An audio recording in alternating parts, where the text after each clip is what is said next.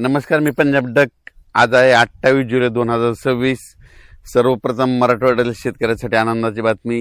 जे जायकवाडी धरण आहे 60% पूर्ण झाले, जवळपास 61% भरले आजच्यानं. तर ह्या म्हणजे 5 ऑगस्ट पर्यंत जायकवाडी धरण 70% पर्यंत जाणार आहे. आणि सगळ्यात महत्त्वाचं, जायकवाडी धरण यावर्षी 100% भरणार आहे. ते भरल्याच्या नंतर तिथलं पाणी सुटल्याच्या नंतर त्याच्या खालीचे जे बंधारे संपूर्ण बंधारे देखील भरणार आहेत. म्हणून सर्व शेतकऱ्यांसाठी आनंदाची बातमी.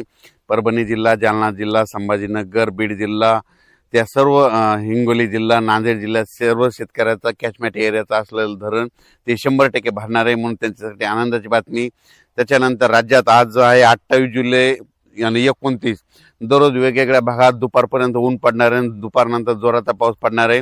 म्हणून हे अंदाज लक्षात यायचा.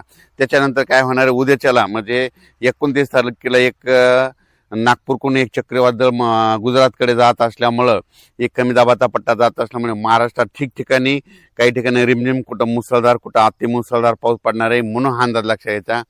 तर मी माझ्या शेतामध्ये आणि ह्या ठिकाणी तुम्हाला एक सांगू इच्छितो की माझं हे सोयाबीन आहे. तर हे जवळपास आजच्याने याला जवळपास 28 दिवस पूर्ण झालेले आहेत. आणि हे पाहू शकता, हे इन्वेज कंपनीचं आहे.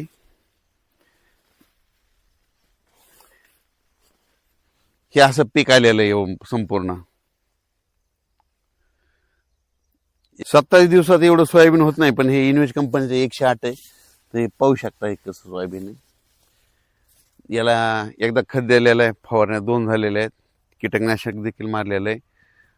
आणि हे असं संपूर्ण 18 एकरचा प्लॉट आहे. जवळपास 18 एकर सोयाबीन आहे आपलं. तर यावर्षी ते खूप चांगलं पीक आलेलं आहे आणि चांगलं आलेलं आहे. विशेष म्हणजे कीड रोग काहीच नाही. 27 दिवसात एवढं सोयाबीन वाढत नसतं, पण हे संपूर्ण म्हणजे काय झालं की त्याची मेहनतच सगळी मेहनत व्यवस्थित आहे. संपूर्ण नियोजन करतो. एवढं पीक 27 दिवसाला येत नाही, पण हे पाहू शकता हे 27 म्हणजे कारण की ना आम्ही 30 तारखेला पेरणी केलेली आणि सोयाबीन उगवलं जवळपास 5 याला उगवलं, जुलैला उगवलं.